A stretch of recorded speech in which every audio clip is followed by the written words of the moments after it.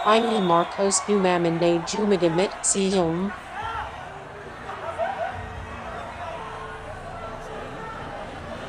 Magandang gabi po sa inyong lahat, mga mahal na kapatid.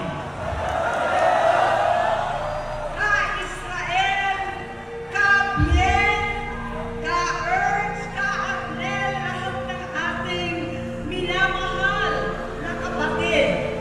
Higit sa lahat ang classmate ko mula Congress hanggang Senado. Senador Manong Dante Marcoleta.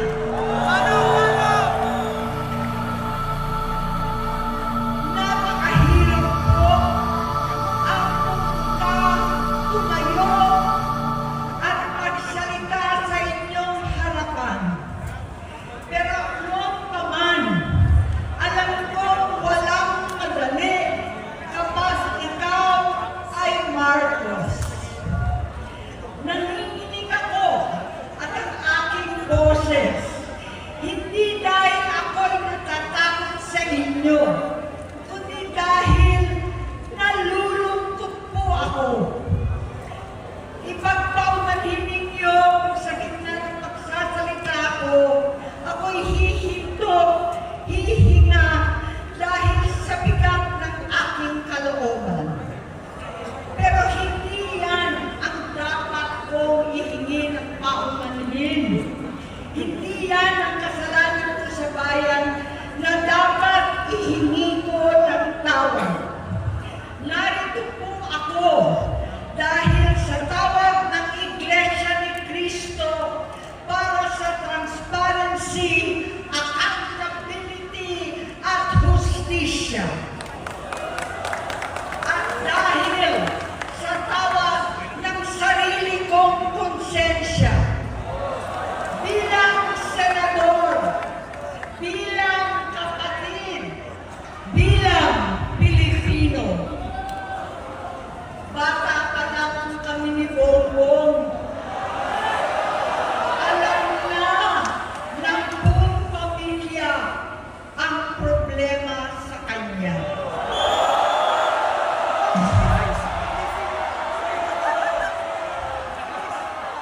Totoo lang, mababasa naman ng lahat ang mga testimonya ng aking ama patungkol sa kanyang ugali at gawain.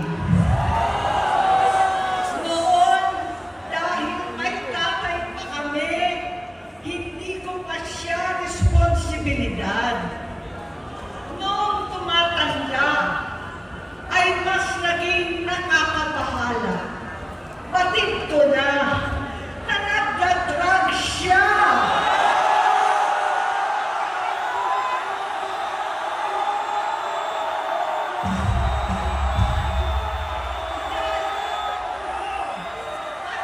Pamilya, nalaman ng pamilya, seryoso ito.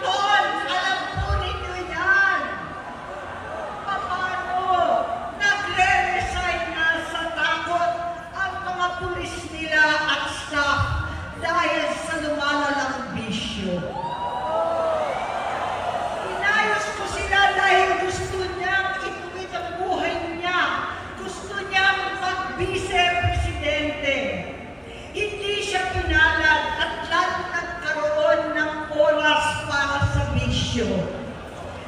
Simula noon, naging malabo sa amin ang lahat.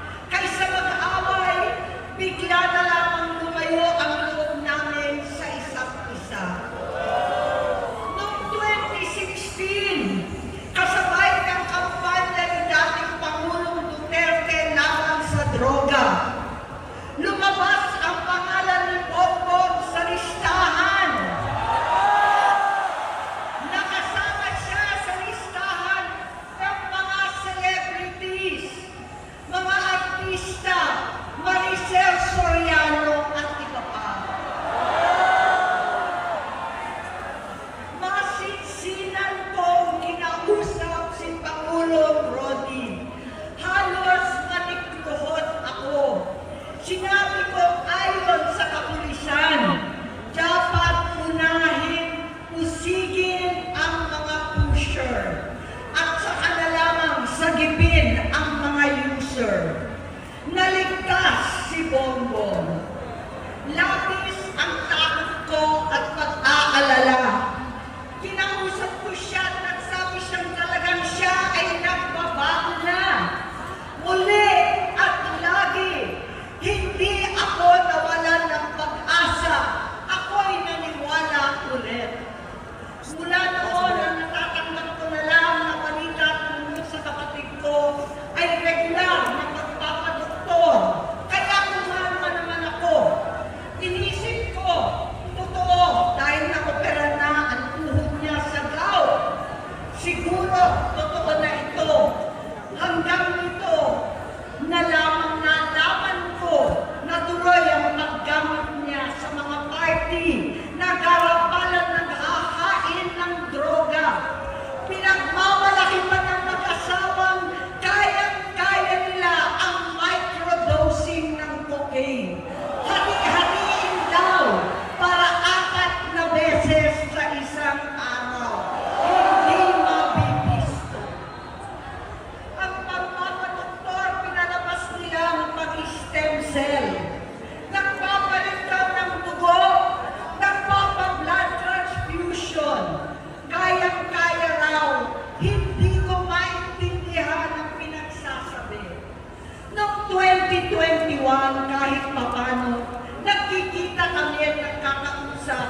Sumumpa siya sa aking talagang hinintunan niya. Naniwala ako kasi sabi niya gusto niyang tumakbo. Ang sabi ko, tutulong ako sa abot ng aking makakaya. Ipinakilala ko si Bongbong kay Inday. Naging magkatandem sila. Pagkatapos noon ay biglang hindi na niya ako ulit kilala. Kahit si Inday, nagtataka, bigla ko na itsakwera. Kahit ganon, nangampanya pa ako para sa kanya, kahit si Inday na lang ang aking nakakausap. Hindi ko alam bakit ako nakabang sa headquarters nila sa Mandaluyong. Hindi ko alam bakit walang nagre-report sa akin tungkol sa kampanya. Sa totoo lang, masakit mang aminin, nung dinidisqualify na siya, halos papaboran ko na sana dahil may nagsumbong sa akin mula sa kanyang campaign team na gumagamit na naman siya. Nung sinabihan ko, siya at mga taong nasa paligid niya, nagkaisa silang tuluyan akong alisin sa kampanya na ako naman ang bumuo. Sinabi nilang gusto ko na siya ay mag-disqualify para ako ang pumalit. Hindi totoo yun! Iniisip ko ang kalagayan ng aking kapatid at paano siya magsisilbi kung ganyan ang kalagayan niya.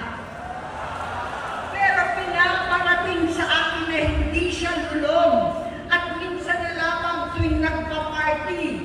Hindi ko maipaliwanag bakit gusto kong maniwala at hindi mawalan ng pag-asa. Noong nanalo siya, naging pinakamalayo na kami sa isa't isa. maliban sa opisyal na takbuhan at kapag pumupunta yung nanay namin, hindi ako sumama sa loob ng 3 taon dyan sa Malacanang.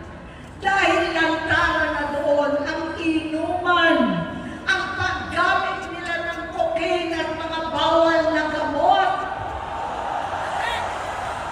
Hindi ba nila nakikita, naririnig, kakaiba na siya magsalita, hindi na maintindihan kung ano-ano na ang sinasabi at wala na sa sarili. Nagtatago sa kabaitan niya ang pang-aabuso niya sa droga. At nagbunga na ito ng mga nakakapinsalang maling desisyon. Hinayaan niyang kumilos ang mga nakakalibot sa kanya. Yung mga umaastang presidente habang nilululong siya ng mga ito. Hindi na kami nagkausap. Sa harap ng publiko, pinipilit kong magmukha kaming maayos. Pero wala na kaming koneksyon.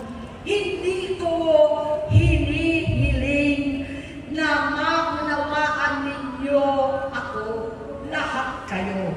Sa palagay ko, ang makakaunawa lamang sa akin ay ang mga pamilya may pinagdaanan sa adiksyon, sa inom, sa sugal, sa alak, sa bisyo, higit sa lahat, sa droga. Pag hindi ko siya nakakasama, buong aking loob na ipasok sa institusyon, ipagamot, iparihab ko na yan. Pero tuwing maghaharap kami noon, hindi kaya ng aking kalooban na gawin yon. Tuwing magsasabi siya sa akin na magbabago na siya, hindi ko siya kayang tiisin. Hindi ko kayang ipagkait sa kanyang pagkakataon at pagbabakasakali, umaasa ako at laging nananalangin na sana, oo nga, nagbago na siya. Hanggang dumating ang 2024 at 2025, yung bisyo niya na ang dahilan ng pagbahak ng korupsyon, kawalang direksyon, at maling-maling mga desisyon. Walang accountability, wala na ang hustisya. Hindi na niya alam ang nangyayari. Hindi na pinapaalam sa kanya ang mga pangyayari. Sinamantala ng mga ito ang paggamit niya ng droga. Kinangkap na nila ang kaban ng bayan habang ang mga dating tumatawag sa amin ng magnanakaw ay nakakita ng pagkakataon sirain ang lahat. Nagagamit na nila si Bongbong para sirain si Inday. Itinutulak pa nila si Bongbong at ang bayan sa bangin para umastang tagapagligtas. Mula sa pagtraidor at pagpapahamak kay BP Inday, sa confidential funds na tutuusin ang galing naman sa opisina ng Pangulo, hanggang sa pagpadukot sa dating Pangulong Duterte para itago na lamang sa ibang bansa. Ang kabaitan ni Bongbong ay naging kalupitan. Karapalan ng pagtatakip sa kanya ng mga nasa Congress, sa Senado, mga miyembro ng kabinete. Kitang-kita na ng taong bayan, wala nang puwang ang kahihiyan. Para bang nauulit ang bangungot ng kasaysayan dinanas namin noon. 68 years old po ang tatay ko nung pinatalsik sa pwesto. 68 years old na rin si Bongbong ngayon. November 17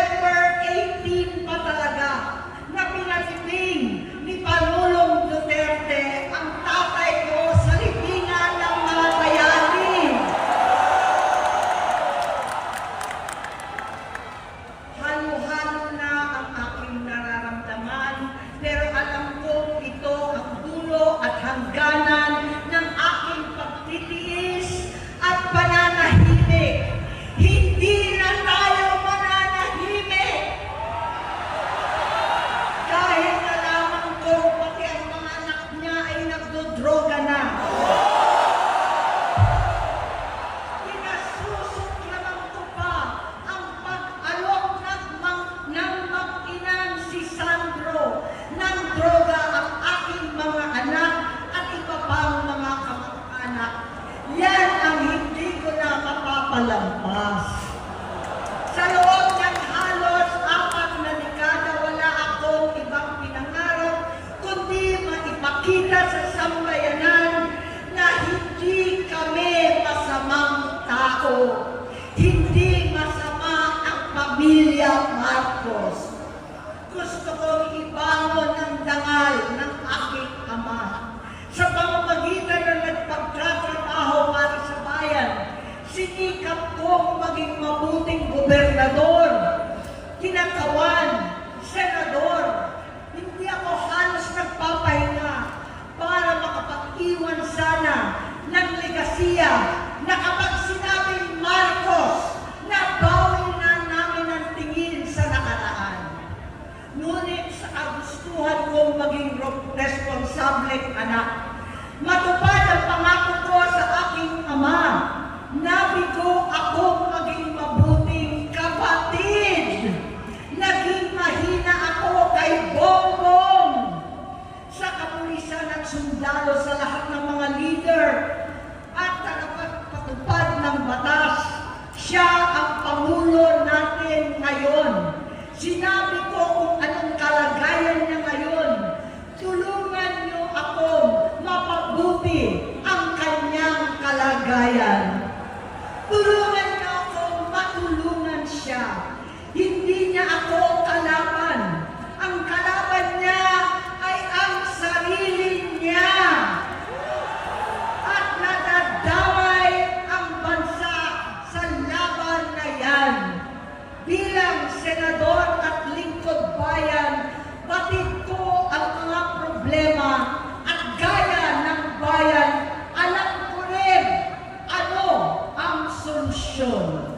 Sa pagkakawatak-watak, patuloy na pamumulitika, pagnanasa sa kapangyarihan ng mga talunan naman, kaguluhan sa Mindanao, alanganing gyera sa China at Estados Unidos, kawalang pananagutan sa flood control scam, karapalang kahiman, panggigipit sa hindi kaalyado, pagkakanulo sa kapwa Pilipino, pagdakip sa dating Pangulong matanda't may sakit upang ihagis lamang sa bansang dayuhan, pagsadsad ng piso, paglaganap ng gutom, paghihingalo ng ekonomiya, at pagsasawalang bahala sa taong bayan. Ang delubyo at kalamidad na nagdudulot ng parusa, ang korupsyon na nauwi sa kawalan ng tiwala at hustisya sa Pilipinas, sa kanyang pamahalaan, lahat ng yan ay masusolusyonan kung ikaw, aking kapatid, magsaayos ng iyong sariling kalusugan. Kapag humupa ang ingay sa politika, kapag umuwi na kami sa aming pamilya, hindi bilang senador, kundi bilang ate, bilang si Manang Aimee ni Bonget, kaya ito sasabihin sa harap ng taong bayan, sa harap ninyong lahat, at sa harap ni Bongbong. Bonget, magtatatlong taon na tayong hindi nakakausap. 3 taon ko nang sinusubukan muli na ako'y pakinggan. Siguro ngayon ay makakarating ng buo ang gusto kong sabihin. Walang mababawasan, hindi madadagdagan. Bongbong, nag-aalala sa iyo si Manang. Tuwing nakikita kita sa TV, gusto kitang puntahan. Napakalaki ng pinagbago mo. Itsura, pagsasalita, takbo ng pag-isip. Minsan, napapatanong ako sa sarili ko, ikaw pa ba yan? Si Bongbong ba talaga yung nakikita ko? Pero ako, aling ko, ako pa rin ito. Ako pa rin ang ate mo na tumayong ama't ina sa inyo sa ibang bansa. kasama nyo sa sumubok na sanggahin lahat ng sakit para sa iyo. Ang kapatid mo na hindi mo kailangan hingan ng tawad dahil agad ka nang iniintindi at tatanggapin dahil mahal kita. Nasa Bagong Tipan, kay Lucas, Kapitulo 17, versikulo 3 hanggang 4. Kung magkasala ang iyong kapatid, sawayin mo siya. At kung siya'y magsisi, patawarin mo siya.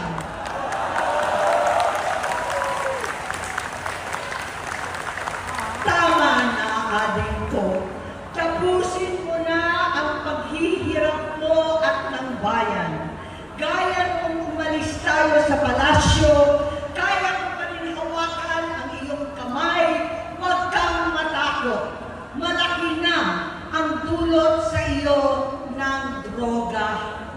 Sinisisi ko ang sarili ko dahil hindi ako nakinig sa mga sumbong. Hindi ako nakialam.